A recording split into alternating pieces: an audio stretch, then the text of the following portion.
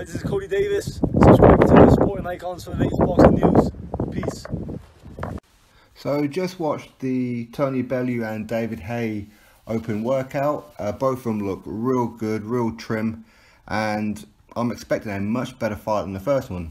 Which the first one was a pretty good fight, and I think a lot of that was down to the fact that David HAYE got injured and the fact that Tony Bellew came to fight. Now, regardless of what happened after round 6 when David HAYE pulled his Achilles heel, or tore it we should say, which of course held his movement back for the rest of the fight, should we say.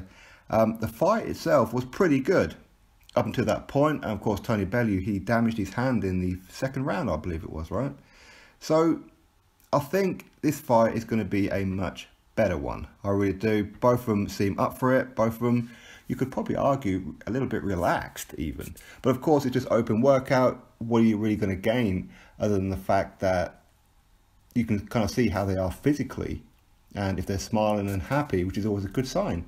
Now, all boxers go into fights with a niggling injury anyway. So David HAYE is saying he's 100%. He's probably 100% of what he usually is. But he definitely looks a lot trimmer. Obviously, he's with Ismail Salas, who's on his platform boots. Bless his little heart. And I say he looks really, really trim. He really does. Last time out against Tony Bellew, and previously before that against Mark Demori and Arnold Jajai, he looked chunky. I know he really did. It's like he was carrying too much water. His fighting style changed. Maybe he was adopting to the new weight because with his 3.5-year layoff since his last fight against Eric Chisora, he turned vegan. So I don't know whether this has something to do with it. Maybe he's still vegan. I have no idea, to be honest. But he says that his training regime is much better now, and he's actually doing boxing training rather than just workout training, which is of course good. Now Tony Bellew, again, he looks much trimmer as well. So I'm expecting both guys to come into this fight lighter than what they were last time. As Tony Bellew said, that he felt that he went into the fight with David HAYE first time around a little too heavy. So probably expecting him to come in around about cruiserweight weight. That's what I'm fully expecting. So both guys are going to be fast. David HAYE has been saying after his workout there to Sky Sports that he's pretty much expecting this rematch to go the way the first one should have went. The first one should have went. He stopped Tony Bellew early rounds, and that's what I think David HAYE is trying to get at, where again he's repeating, don't blink. So in other words, he's expecting to spark out Tony Bellew early doors. But of course Tony Bellew, he has different thoughts. He says that he's going to also stop David HAYE. Now of course, if either fighter said that this is going to be a 12-rounder, I'd be like, yeah, whatever. That would be pretty boring, right? So you would always expect both fighters to say that they're going to stop the other one.